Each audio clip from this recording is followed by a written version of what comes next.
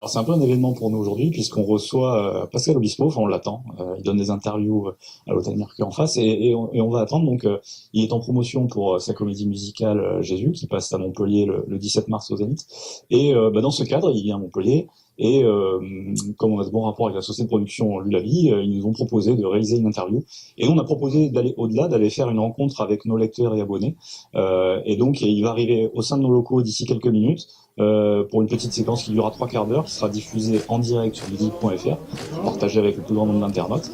Bonjour à tous, bonjour à nos internautes, bienvenue sur ludivine.fr. Nous faisons aujourd'hui une émission exceptionnelle, avec un invité exceptionnel, en l'occurrence Pascal Obispo. Bonjour. Bonjour Pascal, vous allez bien? Très bien, et avec Olivier aussi, Blackstone. Et avec Olivier Blackstone qui joue le rôle de Pierre dans la comédie musicale, exactement. Voilà, Qui est de Montpellier. C'est un personnage tellement moderne que c'est difficile de passer à côté.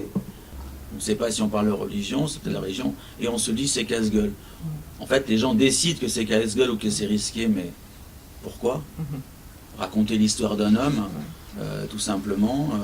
Est-ce que vous avez senti une prise de risque ou alors, voilà, d'après ce que j'entends, vous êtes dans, c'est naturel. Moi, oui, c'est très naïf, c'est très naturel. Enfin, on est tellement loin de la religion.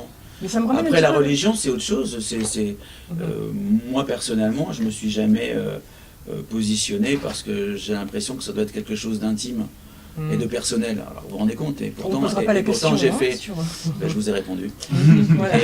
Et pourtant, ça fait 3 fois que je travaille sur la Bible, mais moi, ce qui m'intéresse dans ces histoires, c'est le parcours des hommes, surtout, qui ils sont et pourquoi ils en sont arrivés là, et surtout qu'est-ce qu'ils ont changé et qu'est-ce qu'ils nous ont donné sans qu'on sache. Et moi j'ai remarqué l'autre jour, je crois que c'est à Marseille, j'ai vu une femme qui s'est approchée, qui a touché la croix, c'était exceptionnel, et les gens ne savent pas comment réagir. Et quand ils traversent comme ça, les gens ne savent pas s'ils peuvent sortir le portable ou pas. En fait, on y est totalement. On a fabriqué un spectacle très, très... je ne vais pas dire normal, parce que c'est anormal, son histoire, mais très... Quand on s'attaque humble, quand on s'attaque à Jésus, vaut mieux être raccord. Donc on n'est pas dans Jésus superstar, hein. On est Jésus, le rassembleur et l'antistar, en fait. Merci beaucoup Pascal Obispo. Merci à vous. Bonne continuation et Merci. bon séjour à Montpellier, même s'il va être court. Merci à tous. Merci.